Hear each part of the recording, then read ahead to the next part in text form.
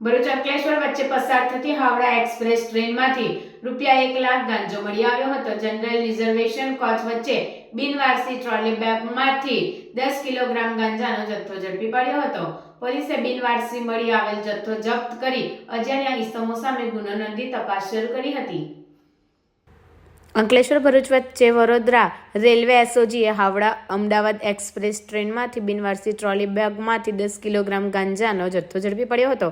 SOG પશ્ચિમ railway Vadodara police unit head constable Dinesh Vallabh Gangaliya railway police અધિક્ષક દ્વારા નાર્કોટિક્સ બદીને નેસ્ત નાબૂદ કરવા અંગે આપેલ સૂચનાને આધારે પીએસઆઈ ડીડી વણકરના માર્ગદર્શન હેઠળ એસઓજી પશ્ચિમ રેલવે વડોદરા કેમ્પ સુરતના પોલીસ હેડ કોન્સ્ટેબલ વિજયસિંહ રહેન્દ્રસિંહ સહિત સ્ટાફ સુરતથી હાવડા અમદાવાદ ટ્રેનમાં સવાર થઈ પેટ્રોલિંગમાં હતા। તે દરમિયાન અંકલેશ્વર રેલવે સ્ટેશન પસાર થયા બાદ અંકલેશ્વર ભરૂચ વચ્ચે જનરલ રિઝર્વેશન કોચ વચ્ચે બિનવારસી ટ્રોલી બેગ નજરે પડી હતી, જેની તપાસ કરતા અંદરથી વનસ્પતિજન્ય ગાંજાનો જથ્થો મળી આવ્યો હતો।